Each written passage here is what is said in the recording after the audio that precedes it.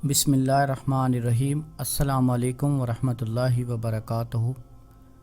जिन्नात जादू के शिकार अफराद को ये ख्वाब ज़रूर आते हैं। ऐसे ख्वाब जो सिर्फ़ जादू और जिन्नात के मरीज़ों को ही आते हैं। जो लोग जादू जिन्नात के मरीज़ होते हैं उनको ख्वाब में जानवर नज़र आते हैं। वो भैंस हो सकती है, बैल हो सकता है, ऊँट हो सकता है, शेर हो सकता है, कोई भी जानवर हो सकता है। कोई भी जानवर उनको अपने पीछे लगा हुआ नज़र आए, या उनको मार रहा हो, या उनको मारने की कोशिश कर रहा हो, या उनके पीछे भाग रहा हो, उनको मारने के लिए, कुछ भी हो सकता है। बाज़ औक़ात वो आपको मारने के लिए आपके पीछे भागता है और बाज़ औक़ात वो आपको मारता है, तो आप उनसे बचने के लिए भागते हैं, चीखते हैं, चिल्लाते हैं। डर खौफ आपके ऊपर मुसल्लत हो जाता है। अमूमन जो लोग जादू के मरीज़ होंगे उनको ये ख्वाब लाजमी आते हैं। ऐसा जादू जो जिन्नात के ज़रिए किया जाता है। बाज़ औक़ात एक ही जानवर बार बार नज़र आता है, बाज़ औक़ात मुख्तलिफ़ जानवर नज़र आते हैं। अब जिसको एक ही जानवर ख्वाब में बार बार नज़र आता है वो जादू जिन्नात के ज़रिए से हो सकता है या जिन्नाती जादू हो सकता है। और जिनको जानवर बदल बदल कर नज़र आते हैं वो जादू होता है। याद रखें, वैसे जानवर देखना जादू नहीं है। जानवर अपने पास खड़े देखना, जानवर अपने पास खड़े खाते पीते देखना जादू नहीं है। जानवर अगर आपके पीछे लगा हुआ है आपको मारने के लिए या आपको मार रहा है तो ये जादू है। अगर जानवर आपके पीछे लगा हुआ है आपको मारने के लिए और आप उससे बचने के लिए परेशान हो रहे हैं, बेबस हो रहे हैं, चीख रहे हैं, भाग रहे हैं, तो ये जादू की अलामत है। दूसरा ख्वाब जो जादू के मरीज़ों को आता है वो सांप, छिपकली या बिच्छू, मूज़ी चीज़ें देखते हैं। ये मूज़ी चीज़ें अपने पीछे लगी देखना या उनको काट लें। जिस मरीज़ को ख्वाब में सांप या छिपकली काट ले तो अमूमन उनको बीमारी का मसला बन जाता है। अगर किसी को ऐसे ख्वाब आएँ तो फ़ौरन उनका असर ज़ायल करना चाहिए। सुबह उठकर अपना हस्बे तौफीक सदका करें और ऐसे ख्वाब किसी को ना बताएं।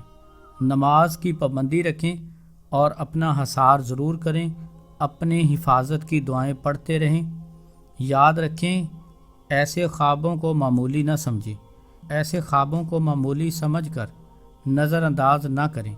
ऐसा ना हो कि इस ख्वाब का असर आप पर हो जाए और आपको नुकसान उठाना पड़े।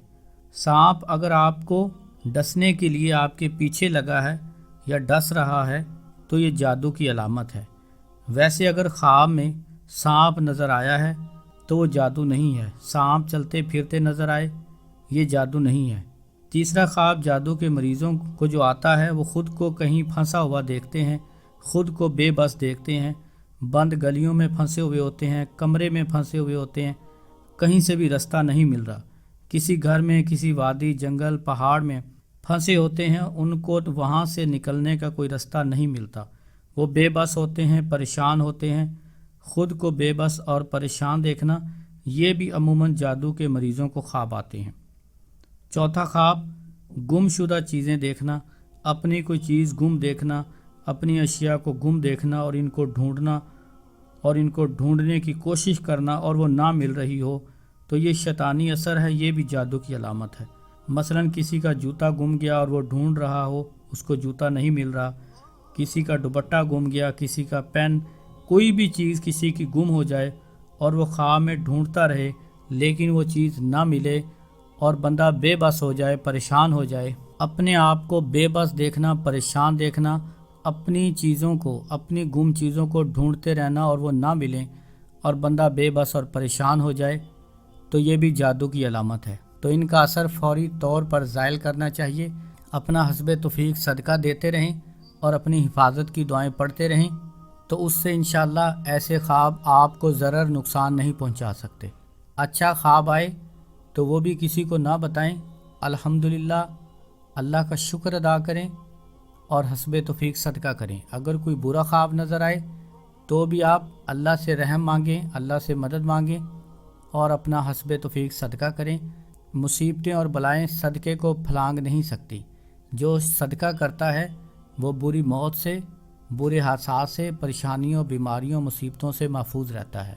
اس لیے صدقے کی کثرت کیا کریں۔